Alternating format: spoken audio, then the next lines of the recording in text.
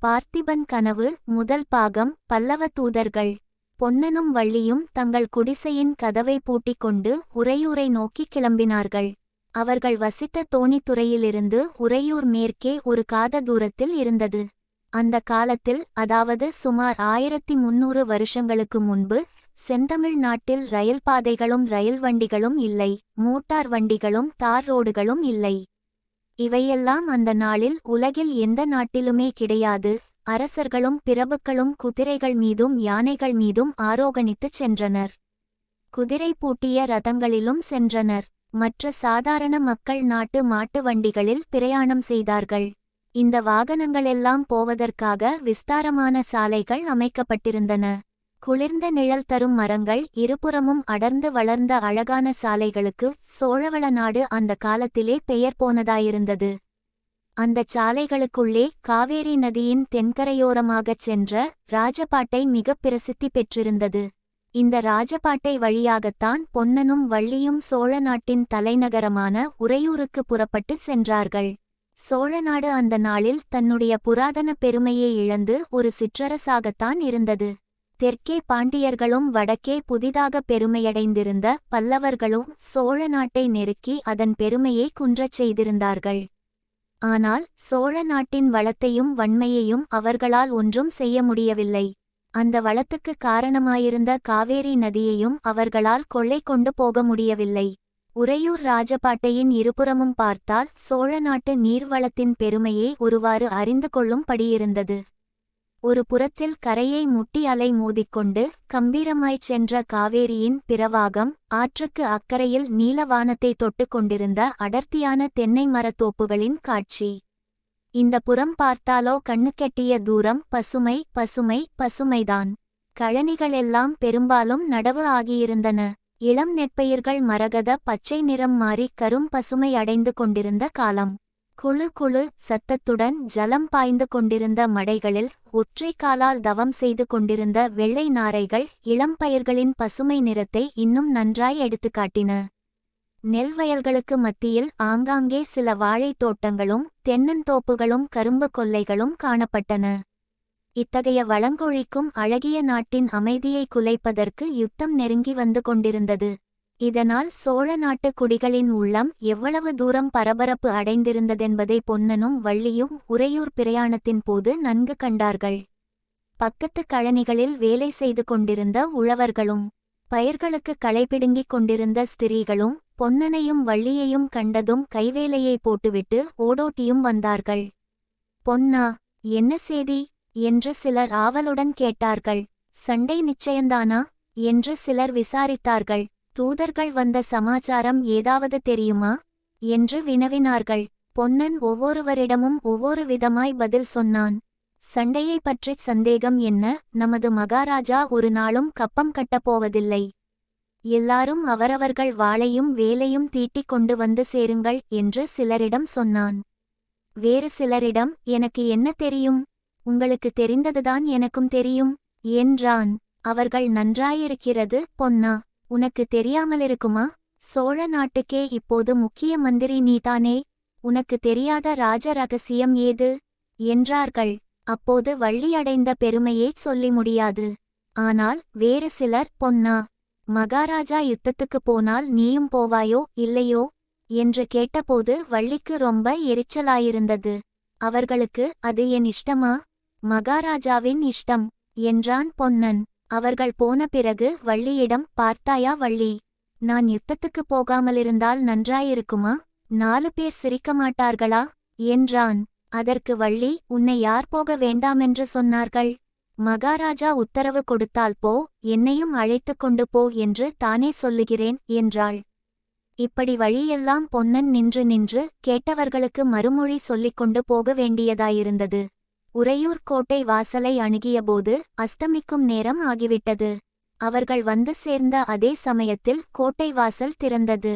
உள்ளிருந்த சில குதிரை வீரர்கள் வெளியே வந்து கொண்டிருந்தார்கள். முதலில் வந்த வீரன் கையில் சிங்கக் கொடியை பார்த்ததும் அவர்கள் தாம் மத்தியானம் உறையூருக்குச் சென்ற பல்லவ தூதர்கள் என்பது பொன்னனுக்கு தெரிந்துவிட்டது. இருவரும் சிறிது ஒதுங்கி நின்றார்கள். கோட்டை வாசல் தாண்டியதும் குதிரைகள் காற்றிலும் கடிய வேகத்துடன் பறக்கத் தொடங்கின. அவற்றின் காட்குழம்பின் புழுதி மறையும் வரையில் அவை சென்ற திசையையே பார்த்து கொண்டிருந்துவிட்டு பொன்னனும் வள்ளியும் கோட்டை வாசல் வழியாக புகுந்து சென்று நகருக்குள் பிரவேசித்தார்கள். நகரின் வீதிகளில் ஆங்காங்கே கும்பல் கும்பலாக ஜனங்கள் நின்று பேசிக் கொண்டிருந்தார்கள். ஒரு கும்பலின் ஓரத்தில் பொன்னனும் வள்ளியும் போய் நின்றனர். பல்லவ தூதர்கள் வந்தபோது ராஜசபையில் நடந்த சம்பவங்களை ஒருவன் வர்ணித்துக் கொண்டிருந்தான். ஆகா, அந்த காட்சியை நான் என்னவென்று சொல்லப்போகிறேன். மகாராஜா சிங்காதனத்தில் கம்பீரமாக உட்கார்ந்திருந்தார். இளவரசரும் மந்திரி சேனாதிபதி எல்லாரும் அவரவர்களின் இடத்தில் உட்கார்ந்திருந்தார்கள். எள் போட்டால் எள் விழுகிற சத்தம் கேட்கும் அந்த மாதிரி நிசத்தம் சபையில் குடிகொண்டிருந்தது. தூதர்களை அழைத்து வாருங்கள் என்று மகாராஜா சொன்னார். அவருடைய குரலில் எவ்வளவு வேகம் ததும்பிற்று இன்றைக்கு! தூதர்கள் வந்தார்கள். அவர்களுடைய தலைவன் முன்னால் வந்து நின்று மகாராஜாவுக்கு வந்தனம் செலுத்தினான். தூதரே, என்ன செய்தி என்று கேட்டார். அந்த குரலின் கம்பீரத்திலேயே தூதன் நடுங்கி போய்விட்டான். அவனுக்கு பேசவே முடியவில்லை.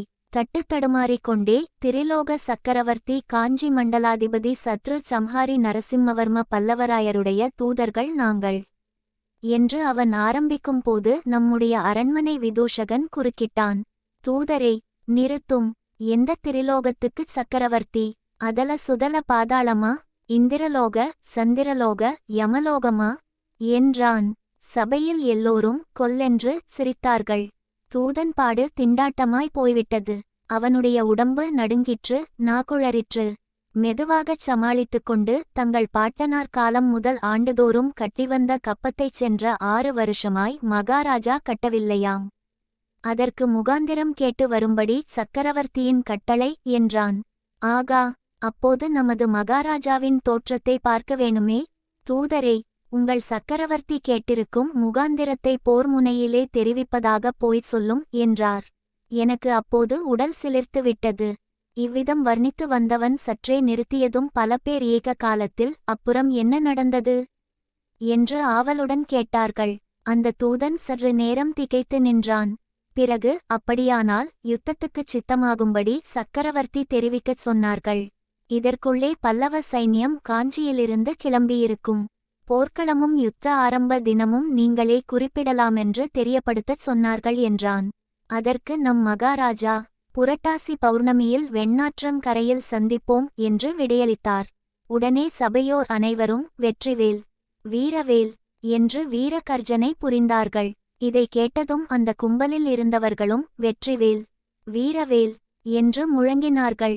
பொன்னனும் உரத்த குரலில் அம்மாதிரி வீரமுழக்கம் செய்துவிட்டு வள்ளியை அழைத்து கொண்டு மேலே சென்றான். இதற்குள் இருட்டிவிட்டது. வெண்மேகங்களால் திரையிடப்பட்ட சந்திரன் மங்கலாய் பிரகாசித்துக் கொண்டிருந்தது. ஒவ்வொரு வீதி மூலையிலும் நாட்டியிருந்த கல்தூணின் மேல் பெரிய அகல் விளக்குகள் இருந்தன. அவை ஒவ்வொன்றாய் கொளுத்தப்பட்டதும் புகை விட்டுக்கொண்டு எரிய ஆரம்பித்தன.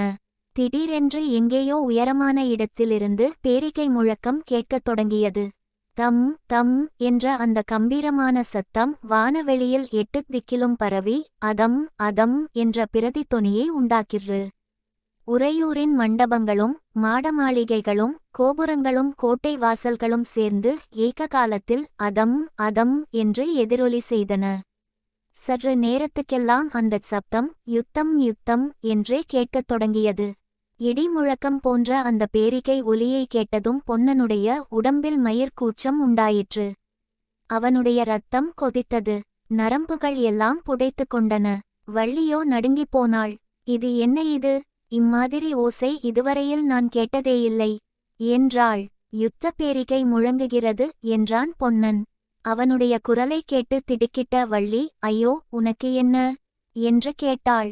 ஒன்றுமில்லை வள்ளி, எனக்கு ஒன்றுமில்லை என்றான் பொன்னன். சற்று பொறுத்து, வள்ளி, யுத்தத்துக்கு நான் கட்டாயம் போக வேண்டும் என்றான்.